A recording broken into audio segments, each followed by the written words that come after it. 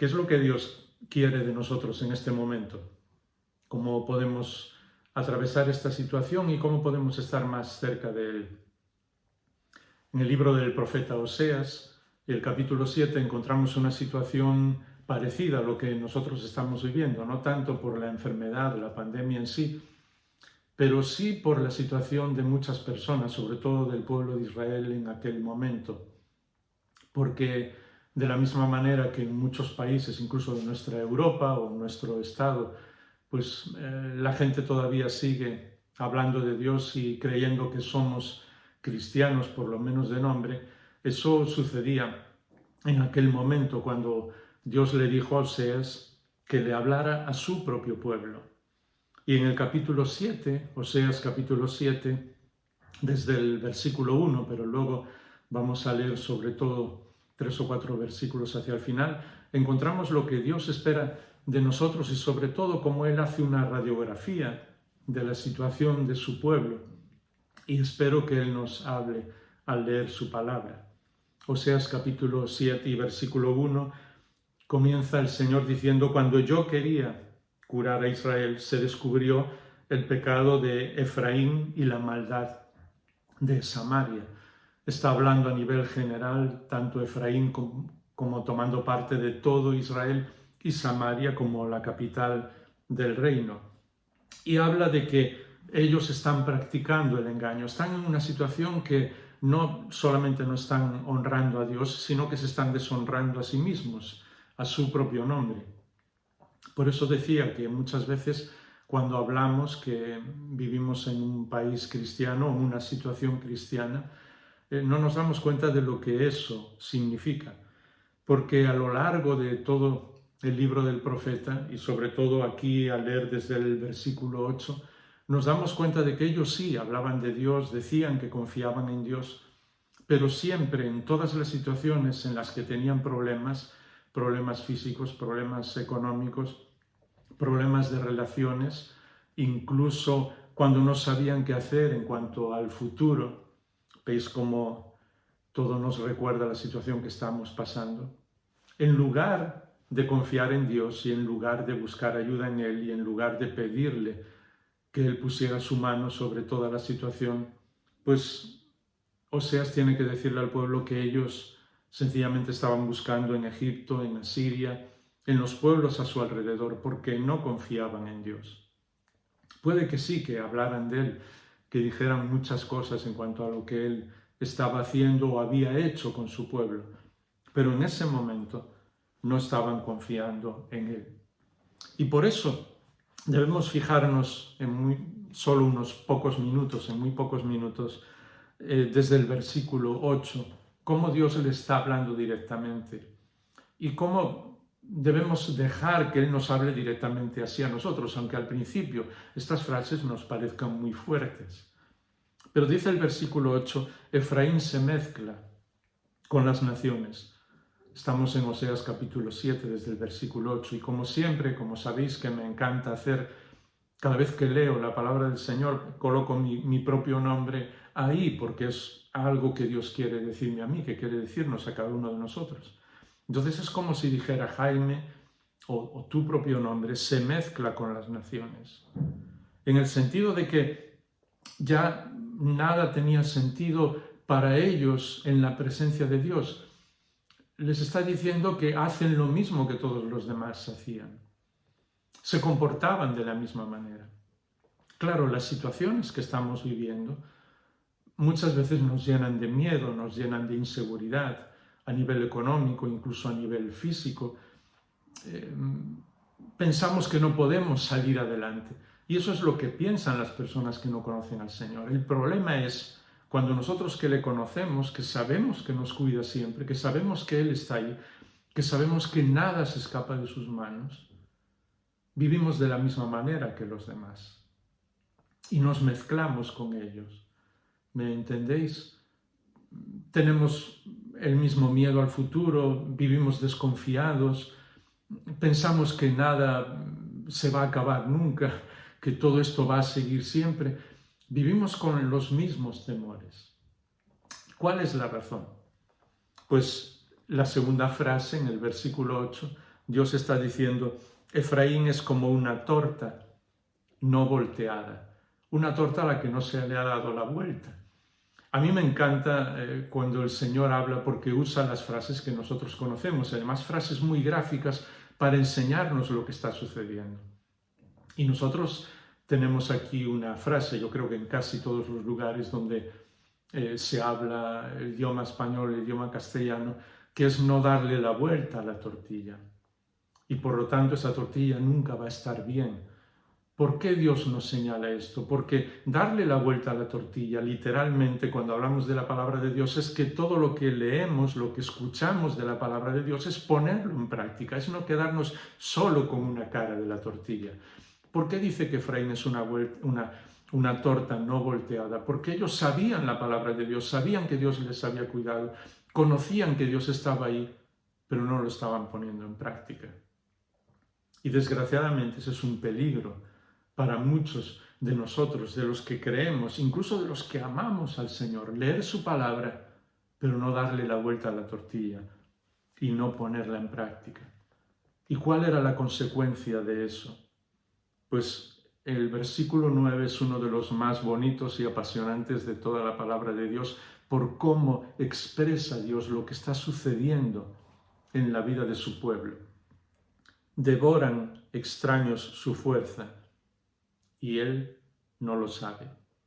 Cuando no confiamos en lo que Dios dice, cuando no ponemos en práctica la palabra de Dios, cuando somos como una tortilla a la que no se le ha dado la vuelta, no nos damos cuenta que el tiempo va pasando y normalmente personas extrañas o situaciones extrañas están quitando poco a poco nuestras fuerzas. ¿Cuáles son esos extraños? Pues es el Espíritu de Dios el que tiene que hablar a nuestro corazón. Pero a veces puede ser nuestro propio orgullo el que nos va quitando nuestras fuerzas. A veces pueden ser otras personas. A veces es el pasado, cosas que hemos hecho y que seguimos recordando una y otra vez. A veces es nuestra debilidad, incluso nuestra debilidad de carácter, que pensamos que no somos lo suficientemente fuertes como para seguir adelante. A veces son cosas que otras personas nos han dicho. A veces son situaciones por las que atravesamos, como ahora, situaciones de enfermedad o situaciones económicas. Muchas veces hay extraños que están quitándonos nuestra fuerza, que nos están devorando y no nos damos cuenta. Dice, Él no lo sabe. Y la siguiente frase dice, también canas le han cubierto y Él no lo sabe. Y esa es una frase gráfica tan extraordinaria, porque habla de cómo el tiempo va pasando. Nosotros sí pensamos que confiamos en el Señor, que creemos en Él, conocemos lo que Él dice, leemos su palabra, pero claro, al no ponerla en práctica cada vez nos sentimos más débiles, dejamos que muchas situaciones devoren nuestra fuerza, la fuerza que Dios nos da, y va pasando el tiempo, y nos vamos cubriendo de canas y no nos damos cuenta. Y eso nos sucede a todos, por muy joven que seas ahora que estás escuchando. El tiempo va pasando y va pasando mucho más rápido de lo que nosotros pensamos. Y las canas van cubriendo no solamente nuestro exterior, sino también nuestro interior, nuestro corazón, y no nos damos cuenta. Y antes nos sentíamos con fuerzas para seguir adelante, para confiar, para desafiar el futuro, ocurriera lo que ocurriera, porque confiábamos en el Señor 100%. Pero ahora poco a poco el tiempo va pasando y esas canas van cubriendo nuestro ser. Y nosotros no nos damos cuenta. Pasó un año desde que se declaró todo esto, toda la pandemia. Algunos creen o piensan que todo nos ha ido muy despacio porque no vemos la salida, pero el tiempo sigue yendo muy rápido. Y Dios sigue diciéndonos, ten cuidado, hay extraños que están devorando tu fuerza, te estás cubriendo de canas, está pasando el tiempo y no te das cuenta. Y entonces nos dice que somos, en el versículo 10, testifica le dice a Oseas, contra el orgullo de Israel, porque no se han vuelto al Señor y no lo han buscado, a pesar de todo eso.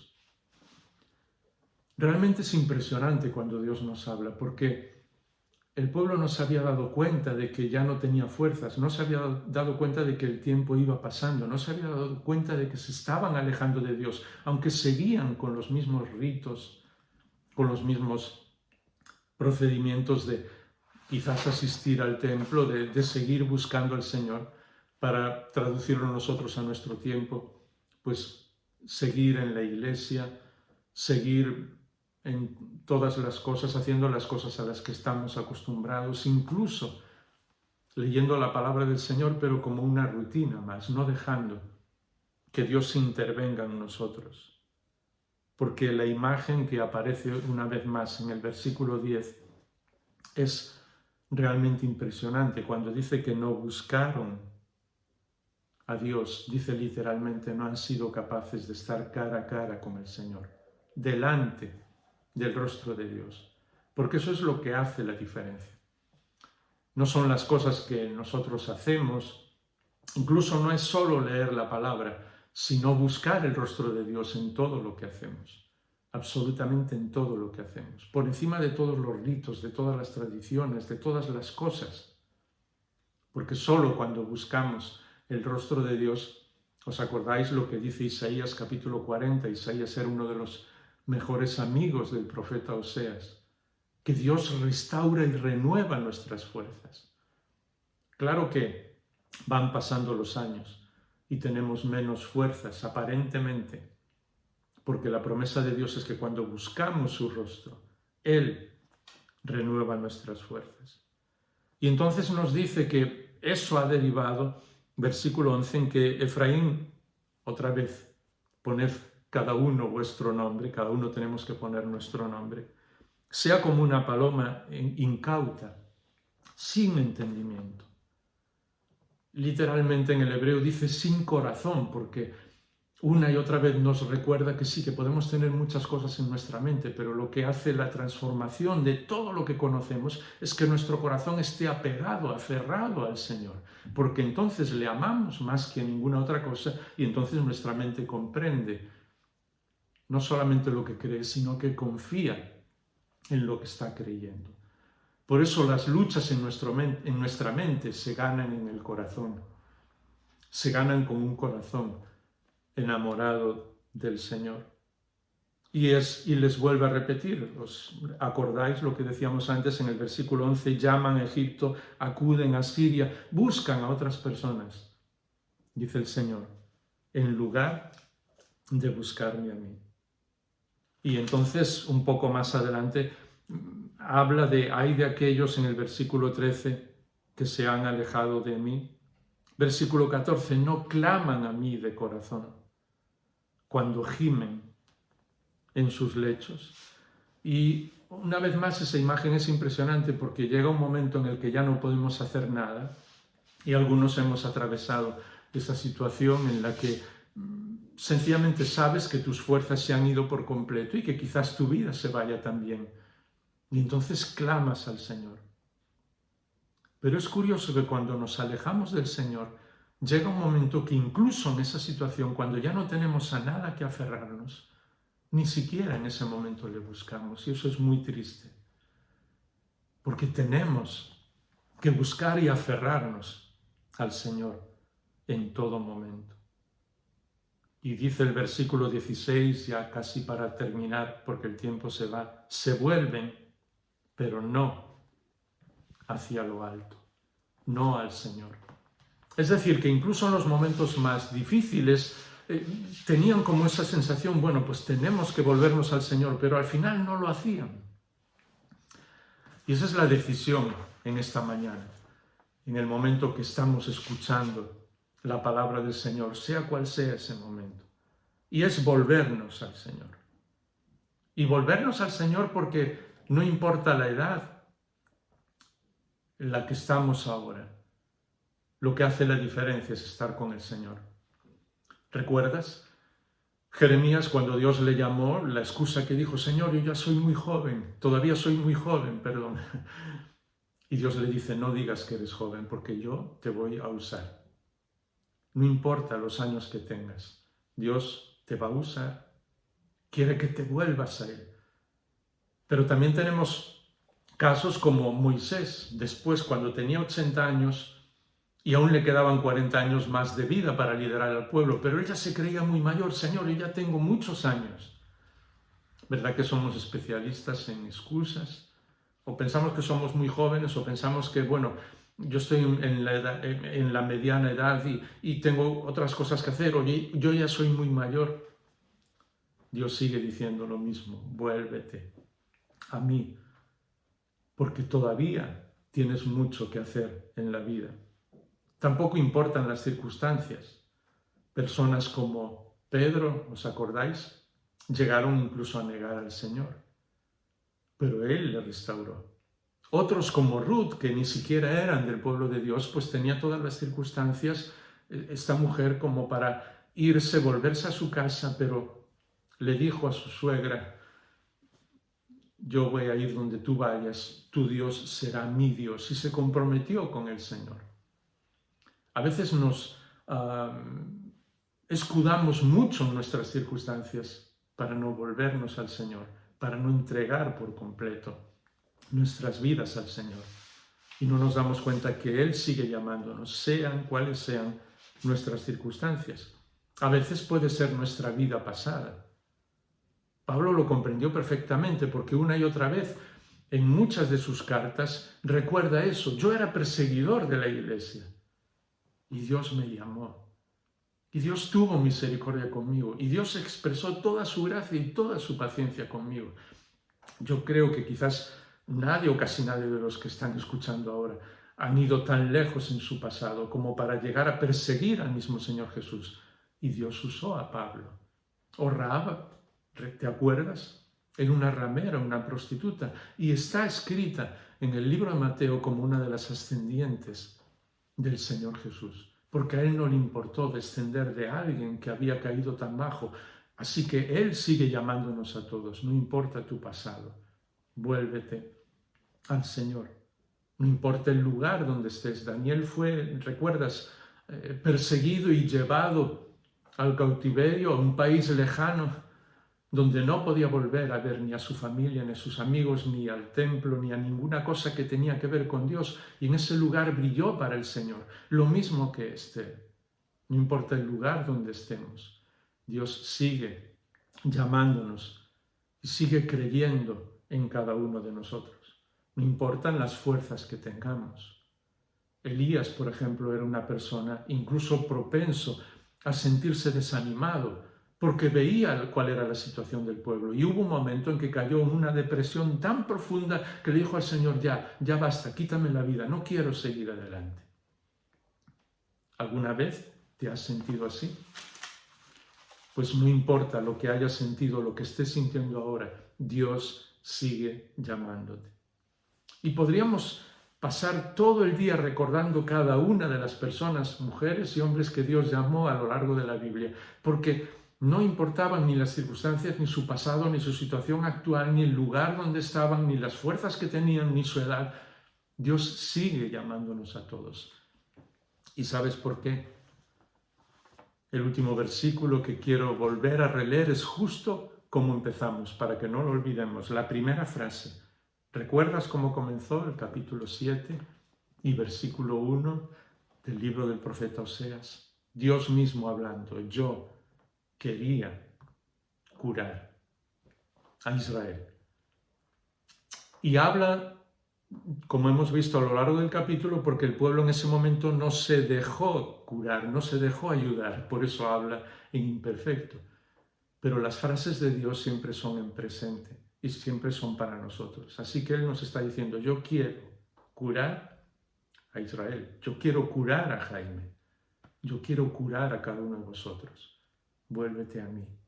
Y ese es el deseo de Dios. Independientemente de lo que haya ocurrido, independientemente de si nosotros en muchas ocasiones hemos visto como otros devoraban nuestras fuerzas y no nos dimos cuenta o como el tiempo pasaba y ahora pensamos que ya no existe futuro. No es cierto. Dios sigue queriendo curarnos con nuestros problemas, con nuestras situaciones, con nuestras debilidades, con nuestro carácter, con nuestras depresiones, con nuestro no saber qué va a acontecer en el futuro. Él sigue estando a nuestro lado y sigue llamándonos y sigue diciéndonos, vuélvete a mí. Aunque tengamos que volvernos a Él todos los días de nuestra vida, aunque tengamos que cada día de nuestra vida darnos cuenta de que algo ha pasado, de que en alguna situación hemos caído, pero no importa. El Señor sigue diciendo, yo quiero curarte. El mensaje del profeta Oseas es el mismo para el día de hoy. Y no importa lo que haya sucedido, Dios sigue diciendo, yo quiero curar tu vida. ¿Cómo vamos a responder? ¿Qué vas a hacer en la situación en la que estás viviendo? Y si dejamos un minuto, un momento ahora, a solas con el Señor, para tomar una decisión, para orar y decir, Señor, aquí está mi vida. Yo quiero que la cures, que la restaures.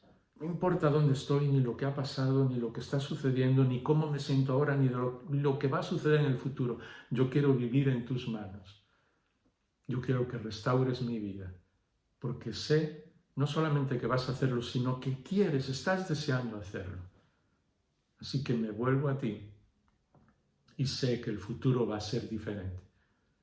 Y Dios te va a usar, querida hermana, querido hermano, para transformar el mundo, el pequeño mundo en el que estás y todo lo que te rodea. Pero lo primero que Él va a hacer siempre, y lo seguirá haciendo todos los días mientras Él nos tenga aquí, es curar nuestra vida y restaurarla para que podamos vivir mirando el rostro de Dios, cara a cara, delante de Él. Y entonces, no importa la edad que tengamos, ni si nos sentimos débiles, Él multiplica nuestras fuerzas. Aceptamos ese reto, ese desafío de entregar nuestra vida, nuestro futuro, todo lo que somos en sus manos, pues ahora mismo, es el momento de hacerlo, cada uno de nosotros, en la presencia del Señor, cara a cara con Él.